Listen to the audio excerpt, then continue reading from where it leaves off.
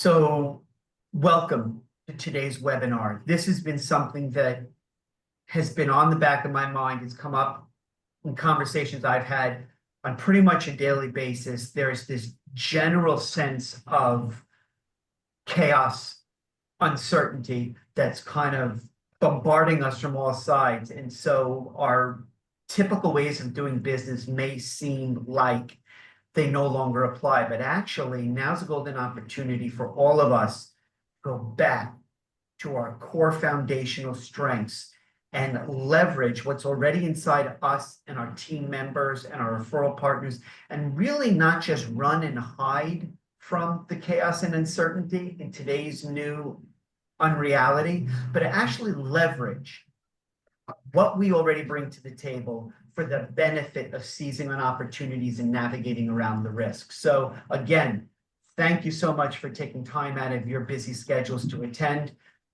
My goal is to make this critically important 1 hour of whatever duration you can spend today of invaluable takeaway of tangible or actionable items.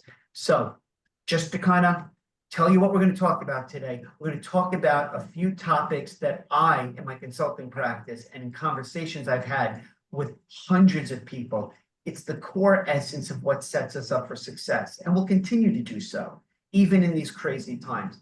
One, the people that report to us, whether we're business owners, team leaders, people in senior executive HR roles, doesn't matter. In any of those scenarios, your people are the only lasting competitive advantage an organization has. It's not strategy. It's not operational efficiency or technology. It's people. We're going to talk about getting to the heart of how you can help drive people's performance and productivity, which positively impacts your organization's profitability. Well, how do you do that? There is a way, thank goodness, over the last few decades in the field of organizational behavior and in culture measurement, we're learning how to identify employee return on investment. How do you do that? We'll talk a little bit about that today. Everything you need for success is already inside. The question is, how do we dive into ourselves and understand how to unleash our own performance? So it doesn't matter what's happening externally with this environment of chaos, certainty. What we need to focus on is inside ourselves and in the relationships that we're forming. Or through the dumbass way that people are approaching most networking, the ways that we need to stop acting when it comes to relationship cultivation. So that's 3. 4, I want to encourage you to, even if you're not your first rodeo, you've been doing networking and going out and finding referral partners forever and a day, there's a strategic way to do it. Most folks I've found anecdotally or just objectively, they're not doing it effectively. So I want to talk at 4 about leveraging relationships, potential clients, business partners. 5, I cannot tell you how many times I've had business owners, entrepreneurs, supposed leaders, HR professionals, they'll tell me, well, you know, our people are our greatest asset. How friggin' insulting is that? People are not assets. In short, employees are any organization, for-profit, nonprofit, NGO, I don't care, startup, side hustle, multinational corporation. Your people are your only lasting competitive advantage. Time to start thinking about them not as an expense, payroll, but as an investment strategy. And then the last is I want to talk in a very granular fashion about who's your ideal client? Who's your ideal referral partner? I've done this now hundreds, maybe even thousands of times. It's amazing to me how most people who wake up every day and have to eat what they kill in terms of talent acquisition, bringing in new employees and keeping them, on the corporate side, or those of us who wake up every day and have to find new clients. I'm amazed, I shouldn't be, but I'm constantly amazed at how few people truly understand the motivations, the challenges, wants, needs, desires of their ideal employees and ideal referral partners. So with your permission, we're going to dive in. Bear with me 1 second. We've done the agenda. I'm ready to jump in. Before we go, before we dive in, does anybody have any questions? Anything that you maybe misunderstood is what we're going to cover today, or anything that I've mentioned so far? No, Okay. I'm ready. Great list. Ready, locked, and loaded. I love you guys. Okay, we're going to jump right in. So, with that as the framework for what we're going to cover, I want to start out with something that most people have told me this is bizarre. Actually, it's not. In science, in nature, there's a phrase called entropy. We see it in our business institutions, we see it in government. Entropy is the natural tendency of things to gravitate towards a state of disorder. Even your desk on a Monday morning looks different than Friday afternoon. We apply this to relationships. We apply this to strategic planning. We apply it to networking. It is universal application. Entropy is what's happening externally around us, and how we navigate through the chaos, the turbulent waters, is we turn that on its head and start to gain a sense of newfound order. And we do that first and foremost in our relationships. So I want to talk about culture.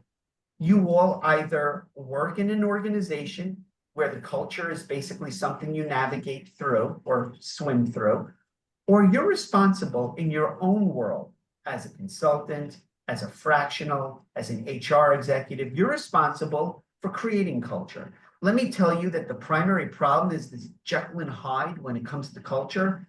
Most people don't talk about this. They're actually two separate cultures.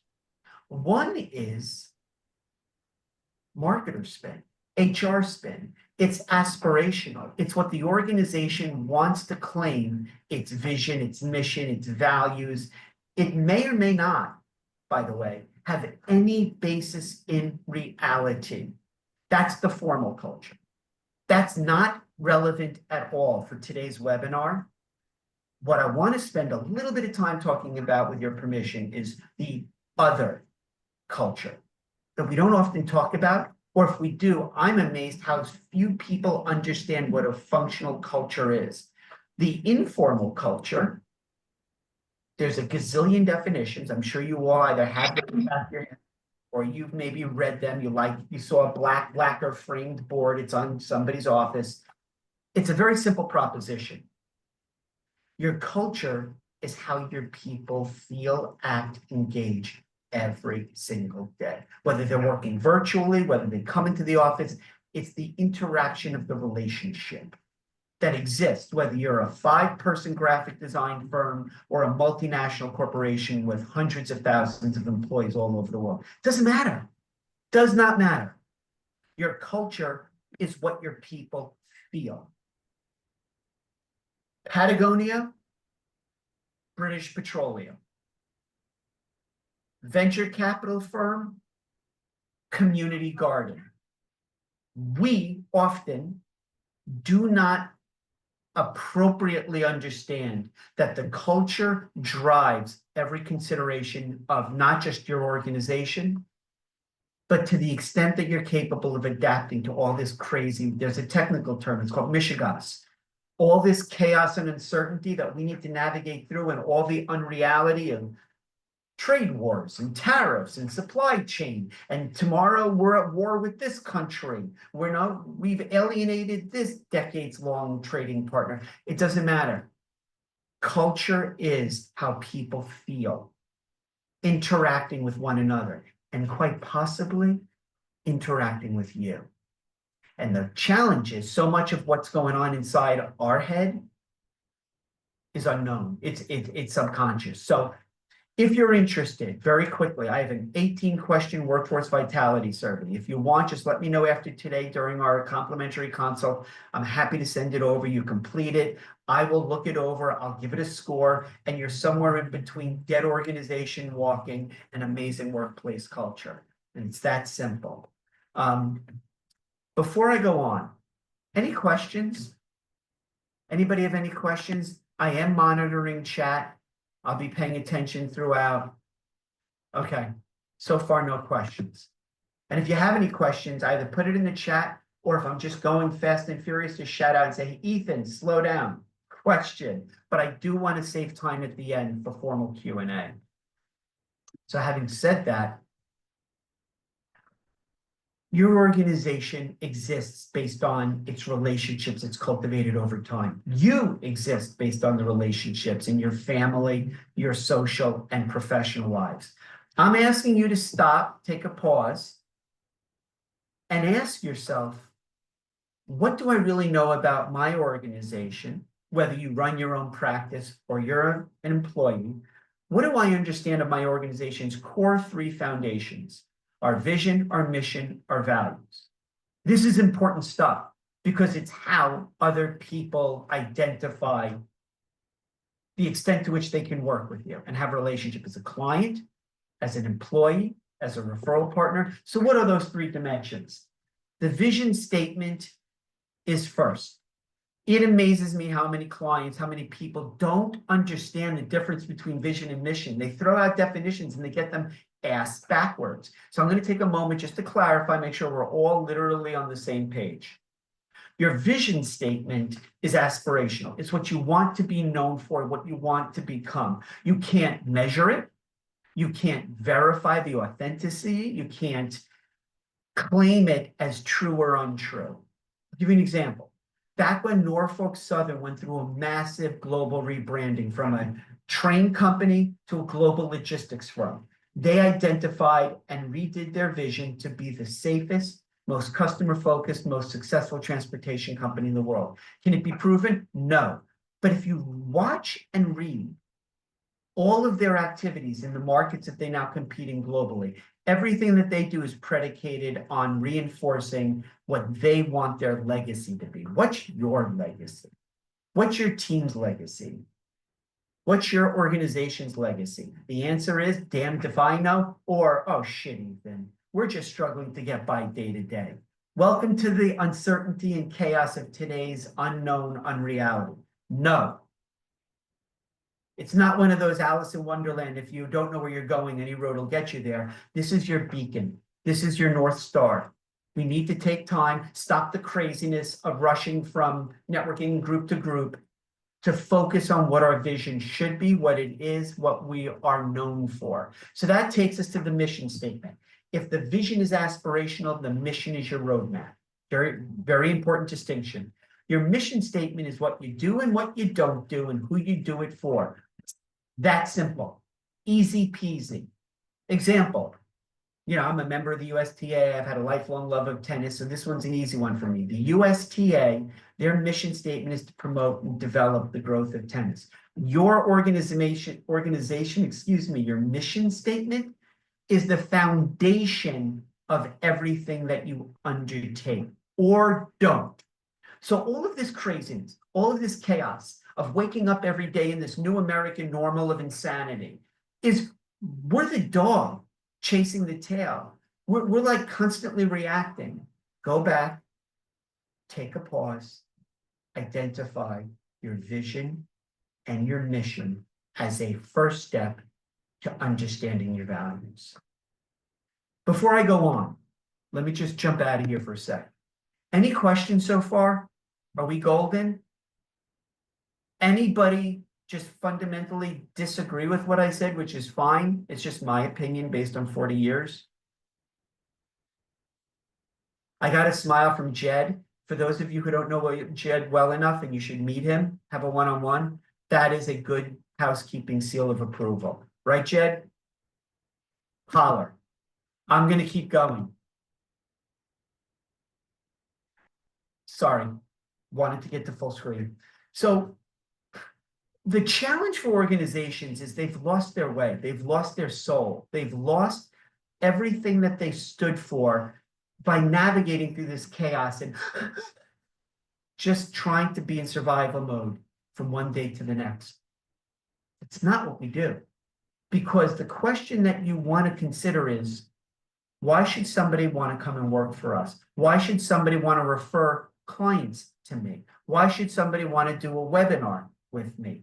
These are the questions that have to do with your reputation personally and professionally, as an individual, as a team, as an organization. It precedes you into any new relationship.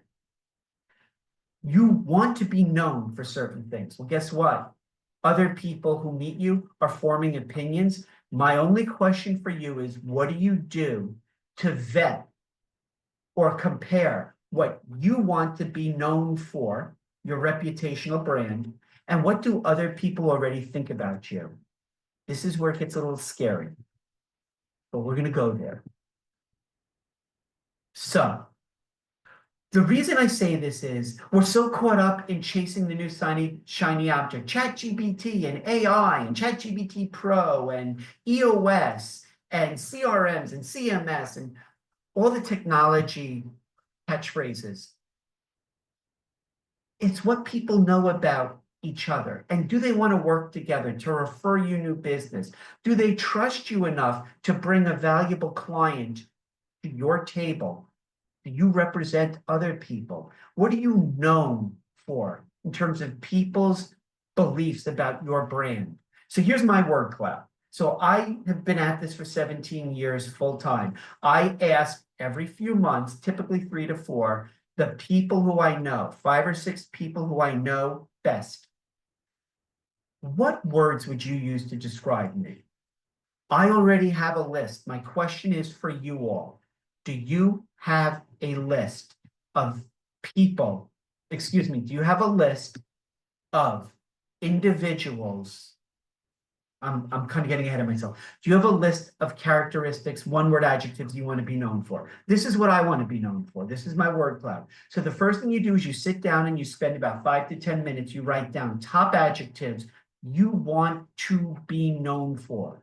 Now you go and you ask people in your inner circle, 5, 6, or 7 close confidants, friends, family, business partners, clients.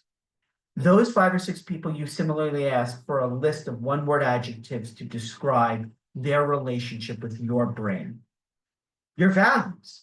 And so when you match your list to their list, if you are lockstep, your list is identical or close, spot on with theirs, you're being authentic in your relationships with clients, prospects, referral partners, and fellow employees.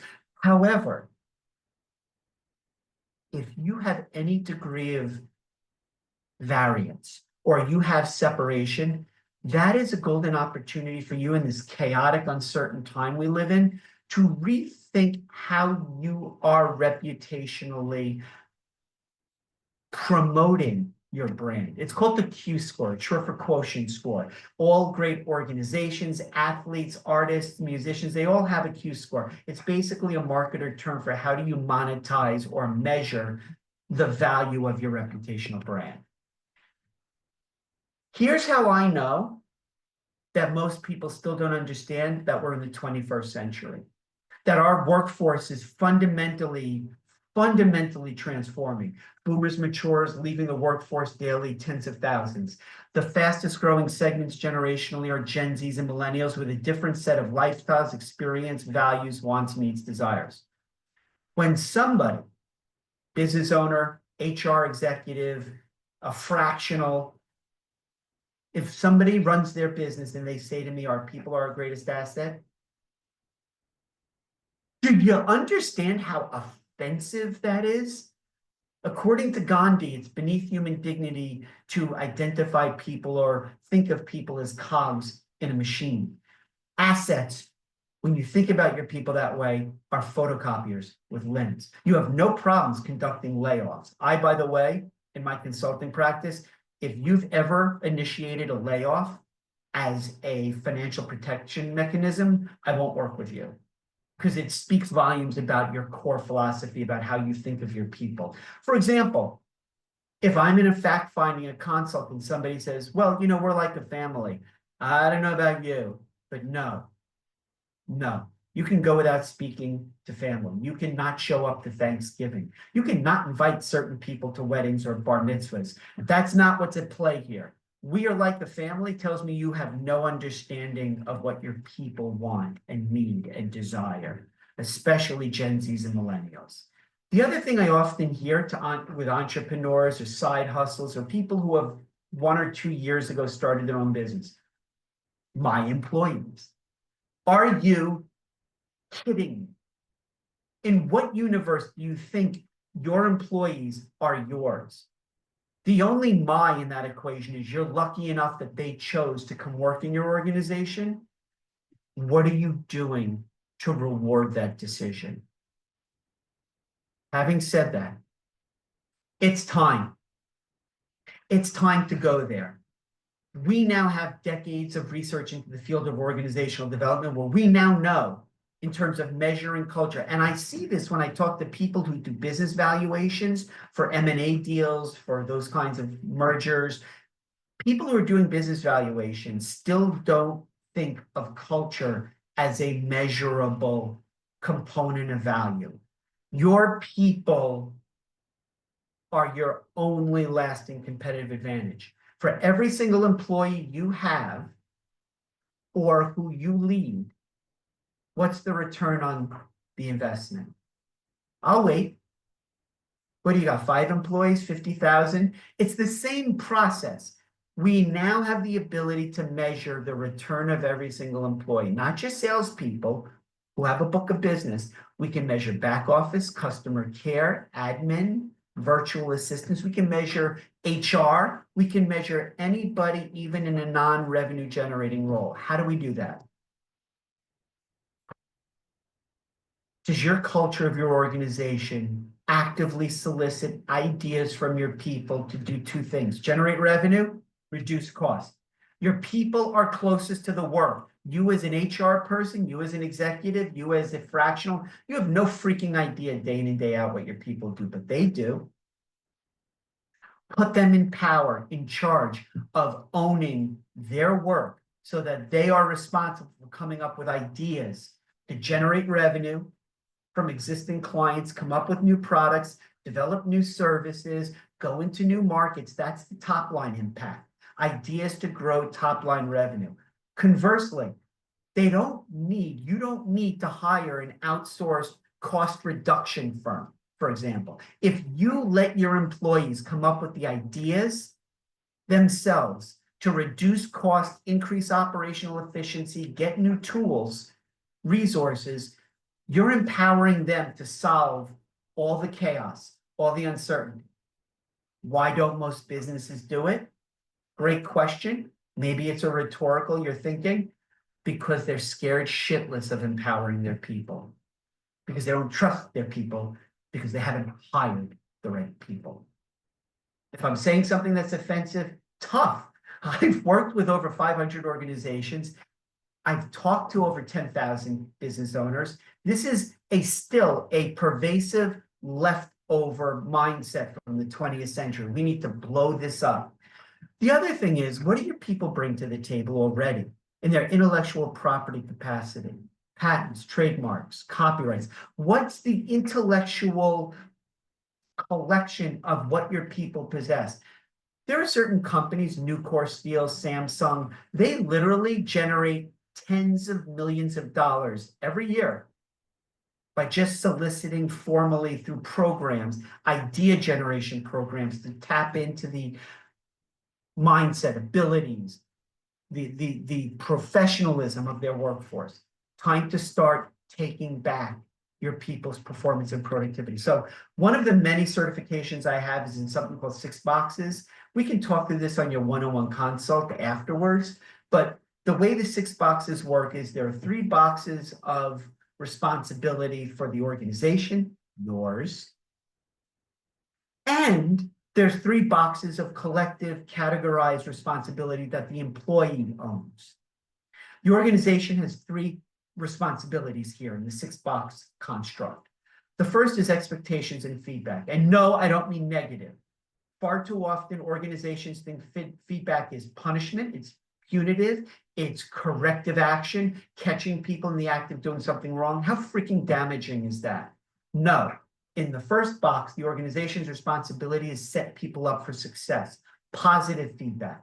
so that they can emulate and model when they were successful in a task. Your responsibility as a coach is to train that. The expectations are the moment you meet this candidate, when they're considering joining your organization, when you're talking to people before they even come in, you've set expectations. If you missed the beginning of today's webinar, those expectations we talked about at the onset, your vision, your mission, your values. You don't have to be a corporation with hundreds or thousands of employees. The minute you're a solopreneur who starts a side hustle and hires employee number 2, and then 3, and then 4, your vision, mission, values set expectations for people to know, yeah, I want to come work for you, or hell no. That's the first box. The second is tools and resources. It is incumbent on you as a business owner, as an executive, as a fractional, as an HR. Your job is to give people what they need to succeed, hire the best, shut up, get out of their way, and watch the magic happen. And be there when they need you. So bear with me a second.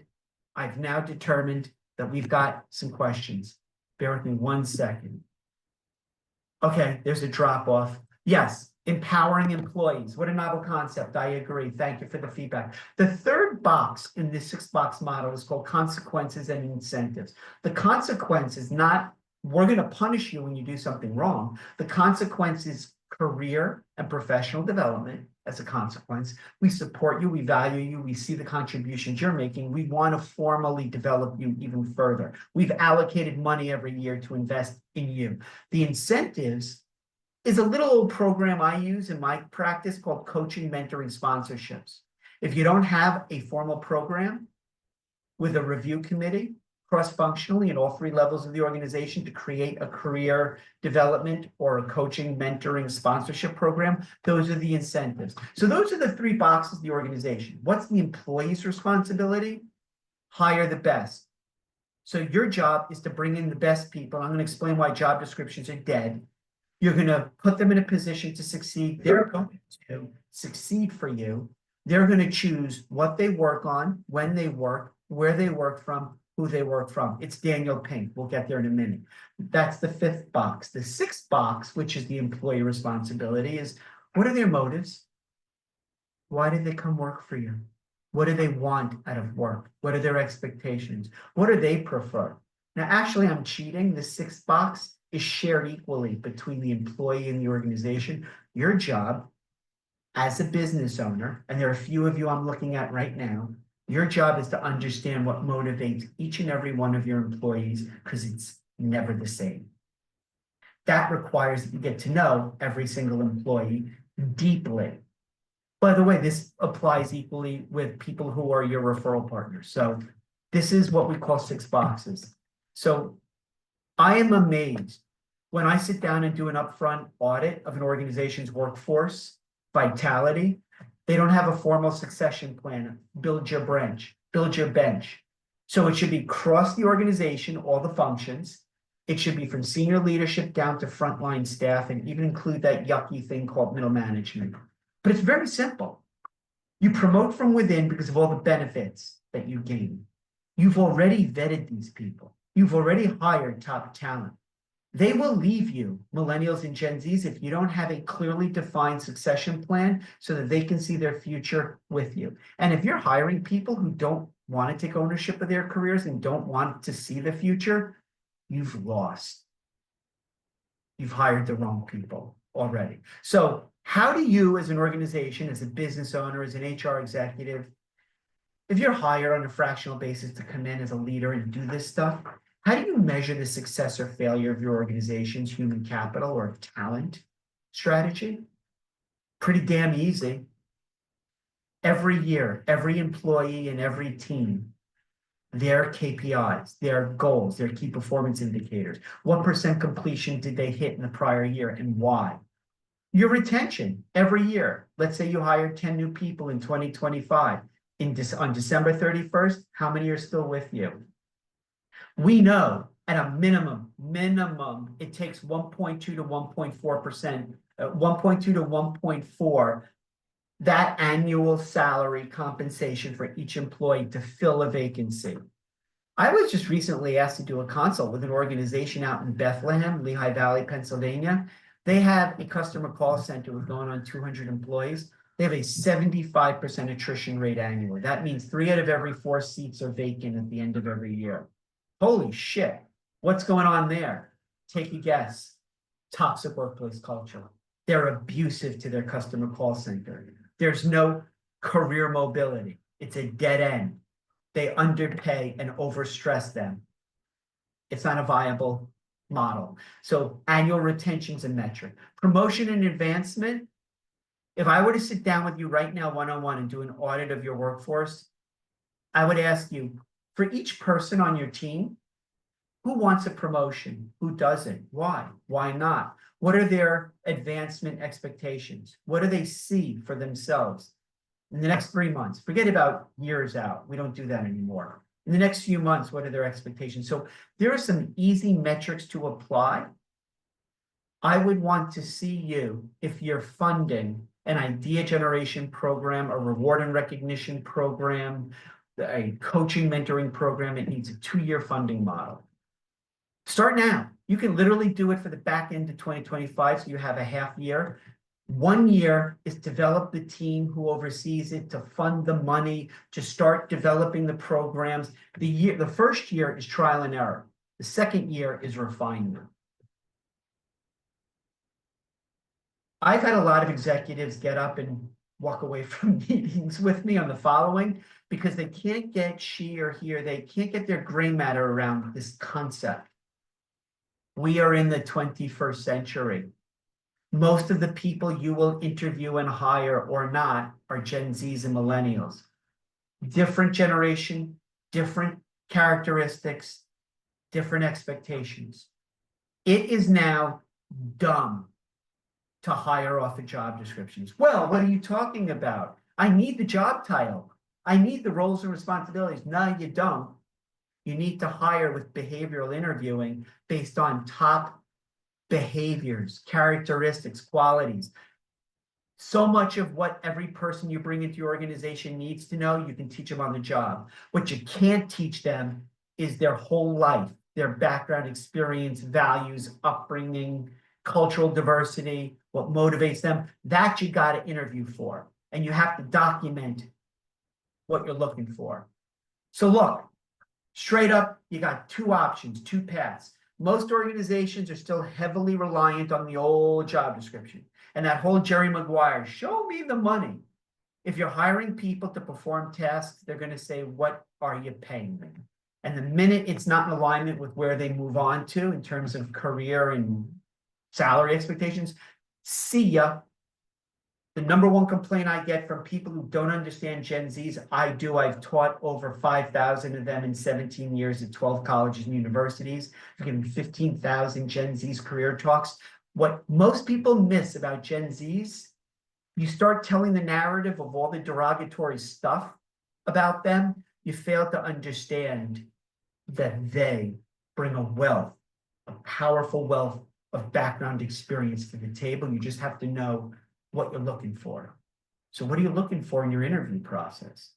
3 to 5 years of experience, this job title, these 3 or 4 key roles and responsibilities. Job descriptions are backward facing. You're looking at the past to fill a present role with no consideration for the future. Dumb. But instead, you want to think about what you want to break out of the chaos and uncertainty and navigate today's unreal reality. You want problem solvers and critical thinkers. You want people who have demonstrated success working collaborative. They're team players. What are their values? Just ask them if they volunteer. Did they take a gap year, study abroad? Do they come from 2 or more culture background? Are they fast learners? Here's the dumbest you-know-what approach to recruiting.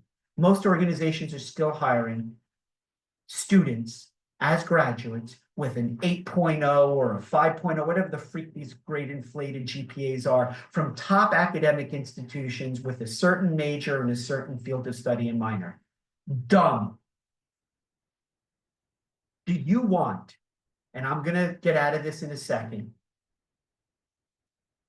Okay, you got 2 options. You're head of recruiting. You're a fractional. You're giving advice and counsel to a client. You're maybe building your own team. Do you want the student with a 5.0 GPA from Ivy League University who had she or he had nothing to do except focus on studies? 5.0 GPA, top academic institution, business major, dual minor, finance and accounting or economics, right? Sounds great. Or do you want the student with a 2.7 GPA?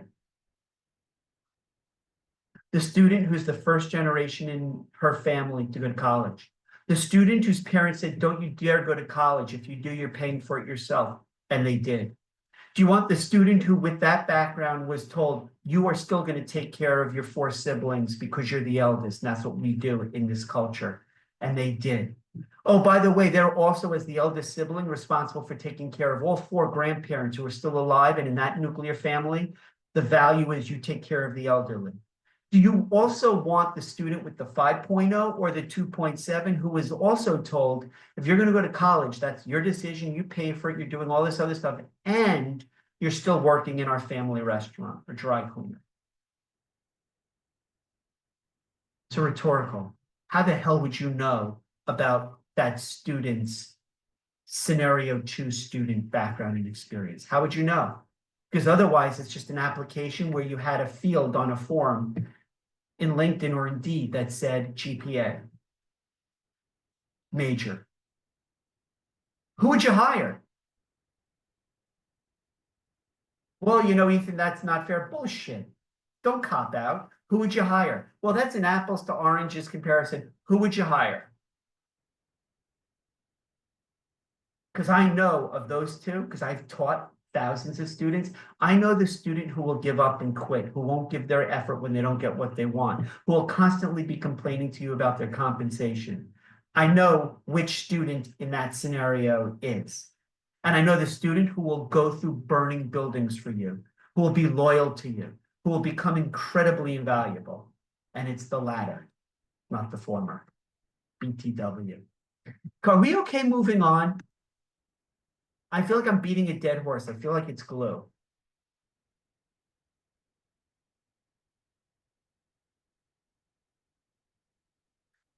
Can we move on? We okay? We cool? We copa? All right, Jed.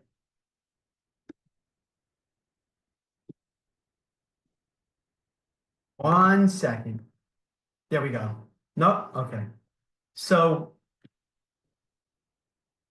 your employees are going to save your business. I hope that's become abundantly clear in any organization of any industry, for profit, not just for profit, NGO, it doesn't matter. Your employees are going to save the day unless you don't put them in a position to.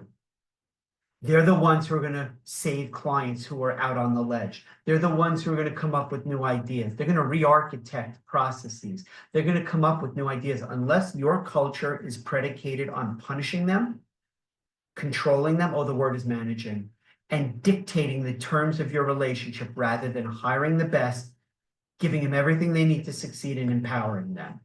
Because when you find the best and you bring the best in and you've identified the top behaviors, attributes, they're your brand ambassadors. They're your saviors. Chaos, uncertainty, Gen Zs grew up with this. They may have a lot of pejorative attributes, characteristics. They grew up in uncertain times. Think about when Gen Zs, by the way, born between 1996 and 2010. Think about what they went through already. Think about millennials who were born between 1980 and 1996. Millennials saw firsthand how banks and mortgage foreclosures and financial institutions stole their parents' and grandparents' money. They know how to adapt to chaos and uncertainty and navigate turbulent waters. So start to think about the value, the power of your people. Now let's talk about you and me and us. It amazes me how thoughtless a lot of people are in networking. We'll get to networking in a second because I'm looking at the hard stop. We've got 18 minutes, but start with this. I'm DISC certified, regardless of the personality assessment tool, Myers-Briggs, DISC, Berkman, Kersey. Doesn't matter. It's all predicated on the same Jung field of psychology where we look inside you to your preferred method of communication. your preferred strategy for forming relationships, the way you communicate most effectively, and the way people communicate and build relationships with you most effectively. Each of us is different. But do you understand yourself? Do you truly know what it's like? It's almost like having a schizophrenic out-of-body experience where I ask you, ask other people what it's like to engage you. Because most of you people I've already interacted with for years. I have already formed my opinion. But what's your personal SWOT? SWOT is a marketing term. We look in and out of the organization, inside ourselves, or your team, or your fractional business, or your HR. What are your strengths? What do you want to leverage yourself to get past this chaos and not bury our heads in the sand, but go bravely into the dark night and tackle obstacles? What are your strengths? The weaknesses, forget that's a bad, yucky word. What are your challenges that you've identified that you just need to work on? How are you working on it? It may be time to hire a coach who's well-versed in this, but that's a separate conversation. That's inside you and your organization, strengths and weaknesses. We all have these, teams have these. Now, what outside yourself, outside your team, outside your organization? That's opportunities and threats. Today is all about taking life's lemons, turn those bad boys into lemonade. Take those threats, turn them on their head. You do that with your people. So when I started my practice, I hired an HR consulting firm, a technology firm here in New York City. I literally put together a spreadsheet with hundreds of thousands of columns and spreadsheets and rows, and I identified what's called the human capital audit. So for the top 30 or so job descriptions, what are the roles and responsibilities, the expectations that your business may have for an account executive, a sales rep, an HR generalist? And what are each of these people doing every day in their jobs currently? This is an opportunity, a human capital audit for all of your management team, for you as a business owner to take a look at every one of your employees. You look at two things: the tasks you hired them from that job description. And the second is the 75 cents out of a dollar that we spend on payroll that we're flushing down the toilet. SHRM, ASTD, same research year over year, 75% or a majority of everything we spend on our people is wasted because we're not having them perform a job that leverages background, experience, training, education, volunteer work, community engagement, language proficiency, cultural diversity. Yeah, that yucky thing most corporates doing away with, DE&I. I can walk you through what this process entails. The takeaway is get out of everybody having a job description with roles. Start to think about re-architecting everybody's job, re-architecting everybody's performance and productivity to align the things that they're passionate about, that they do well, and that there's a need for as you look forward to navigate the uncertainty. You and your people in your organization have basically everything you need to succeed. The only question I ask when I'm doing an upfront consult is, what are you doing to leverage it? So we know the cost is prohibitive when somebody leaves, but it's happening far too often. You know what's the bullshit answer? Well, you know, these Gen Zs aren't loyal. That's a piece of crap. What do you know about Gen Zs? Do you talk to them every day? I have for 17 years. I know what motivates them. Do you? Well, you know, there's a war on talent. No, there isn't. There's no war on talent. The battlefield is scorched of dead earth with all the small to mid-sized businesses, corporations who have horrible workplace cultures, who tell your people you must come back to work, who don't care about employees, who treat them like children. And we wonder why people are leaving physically or silent quitting, emotionally checking out. There goes your performance, productivity, profitability. So what's your ROI? Here's how you measure it. The three most important metrics are: how do your people perform? Are they being productive? And how are you retaining them? And we measure this. We measure it in your business. in your geographic area, in your industry, and we benchmark it to competing firms who are maybe you're for-profit, they're nonprofit. We benchmark this. So it's quantitative. Your performance is you take the average in a calendar year of every performance rating. So if you have employees in HR, finance, marketing, customer service, sales, doesn't matter. You aggregate the collective performance of those new hires in the prior year. That's performance. Productivity. You've got KPIs, goals, right? If you don't have a goal for every person, you suck. But that's me making a very pejorative statement. I'll use less potty language. What percent of every goal, every key performance indicator is achieved by individual and team? If you have employees who have goals, but you don't have teams that have goals, that is an insane way to approach this. So every employee is on a team and every team has goals. The organization has goals and all three levels are connected: individual, team, and organization. So you look at productivity in terms of individual and team on a calendar basis, percent completion of each of your KPIs. And then retention is at the end of the calendar year, how many people stayed with you. It's three numbers. And that's what we call quality of hiring. Question, thought.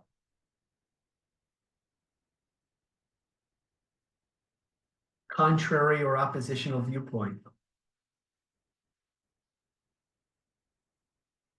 Okay, I'm going to keep going in the interest of time. And I am checking the chat and we have time to talk at the end. So there's always that. Okay. So here's why I say we need a Susan Powers Stop the Insanity. We need to revisit the relationship between employee and employer in your business. Your employees know how to get the work done.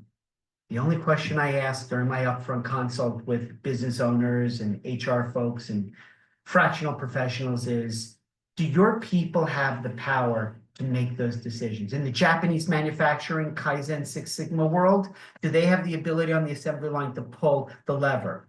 In the 80s, we knew the Japanese corporations wanted to embrace Six Sigma and Kaizen, but employees, because of culture, never felt comfortable pulling the chain. Do your people feel comfortable pulling the chain? They're closest to the work, they're closest to your clients, suppliers, vendors, all the relationships you have.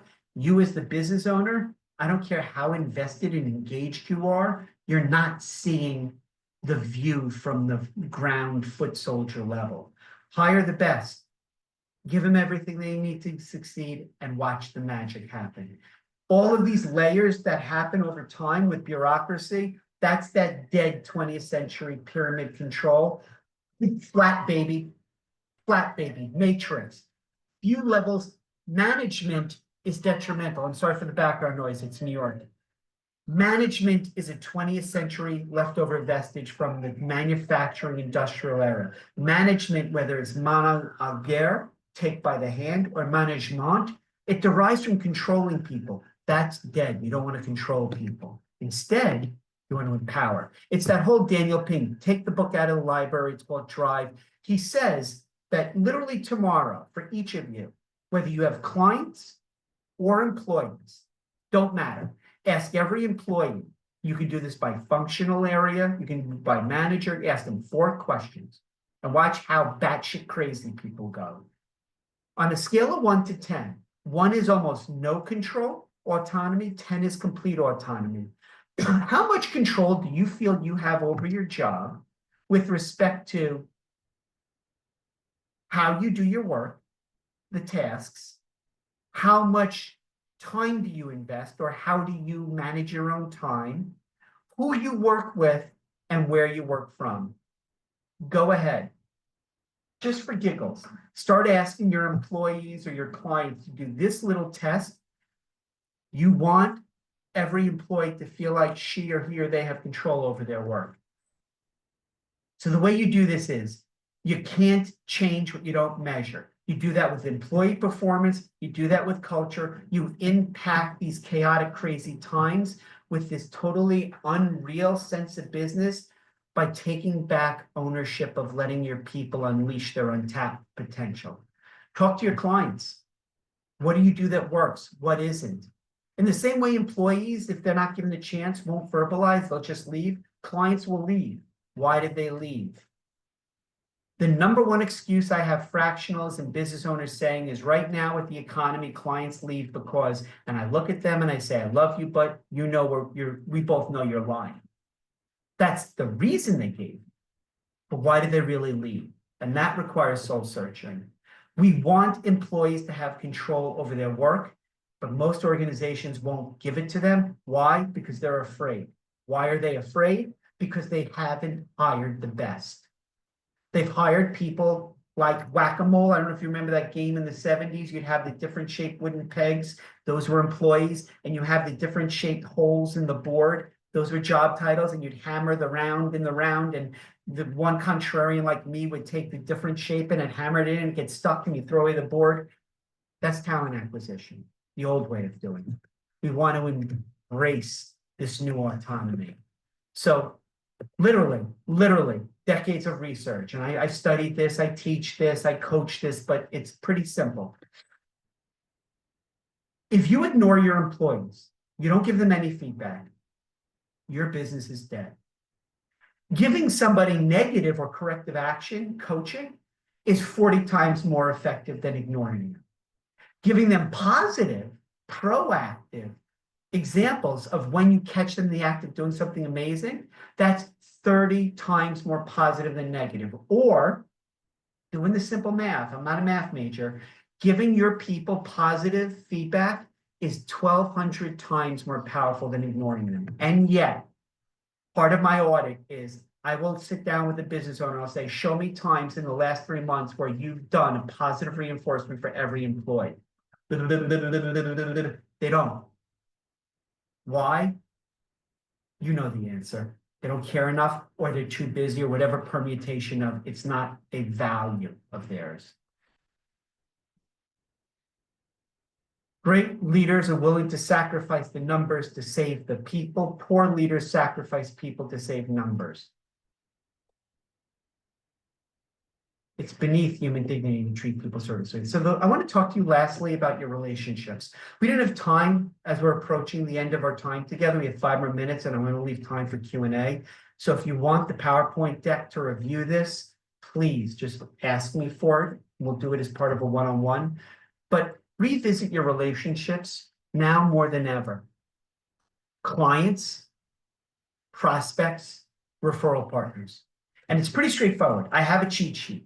And it has universal application, client, prospect, ideal employee, doesn't matter. You start in the middle, right? Start in the middle. This individual who you've identified as a referral partner, client, prospect, ideal employee, you know the personal information a little bit. You may most likely know the professional aspects. Look at the top left. What is that individual's goals for herself or himself? What are their values? I can't tell you how many times people I've talked to say, I'm just going from networking group to group to group. I'm like, well, that's dumb.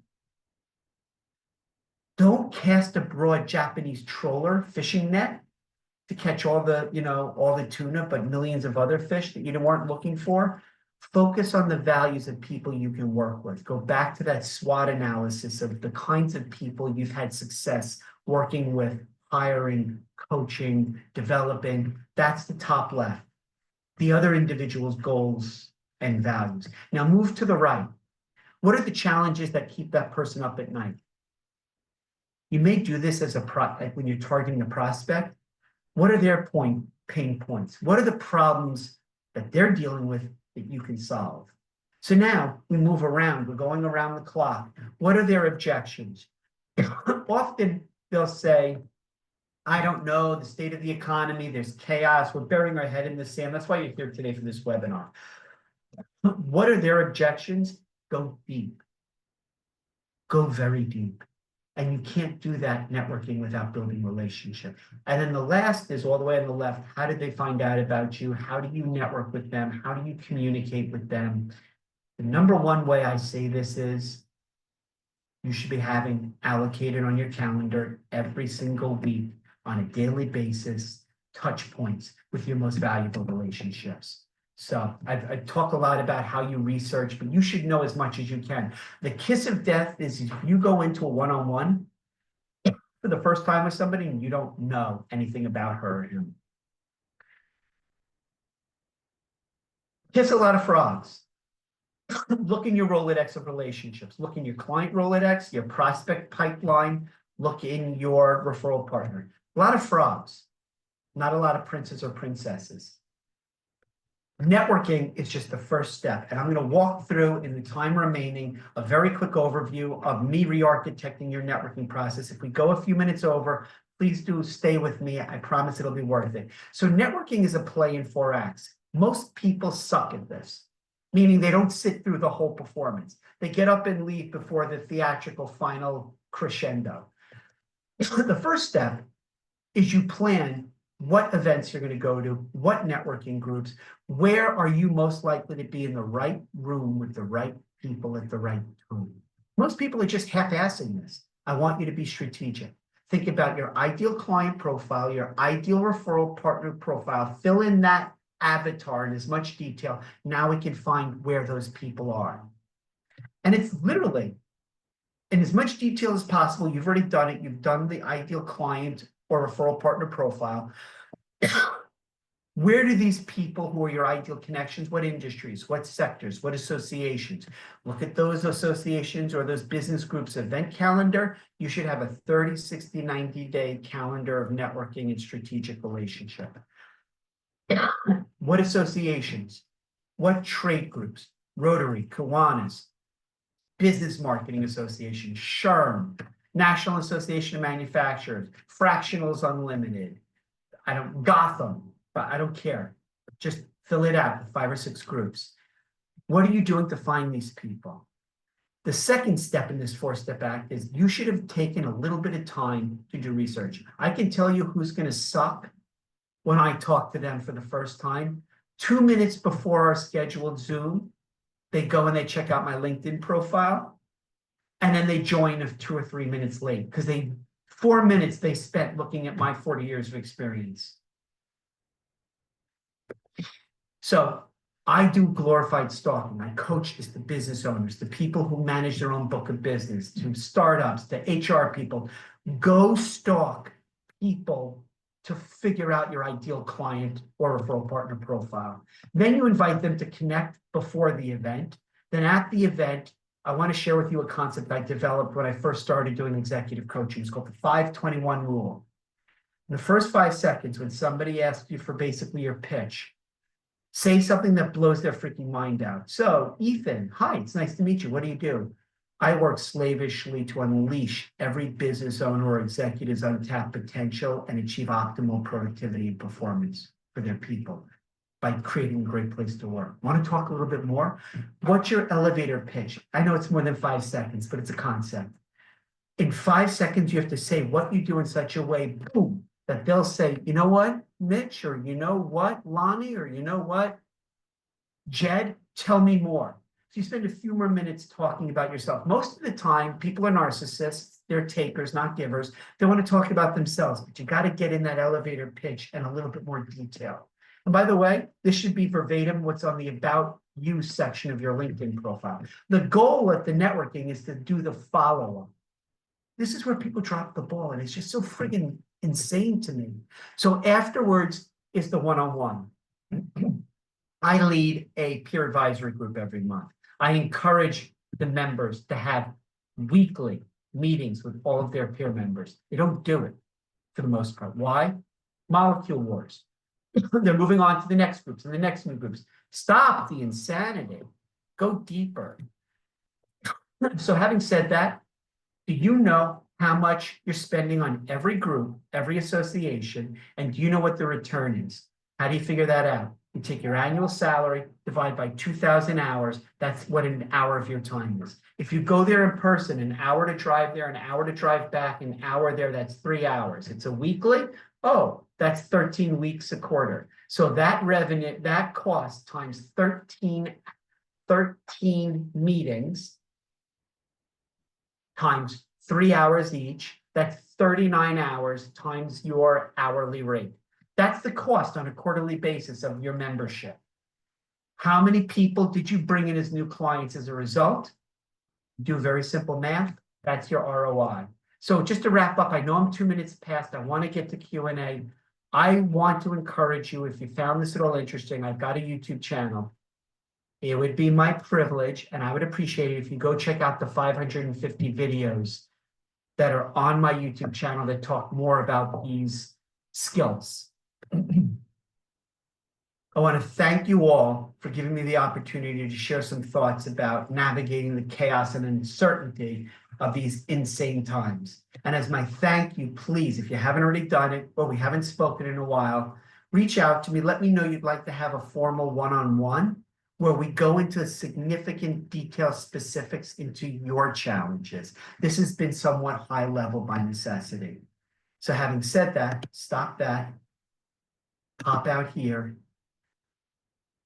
Okay. Yeah, I'm sorry. I'm just reading the chat to see if there's any questions. So we're wrapping up. Questions?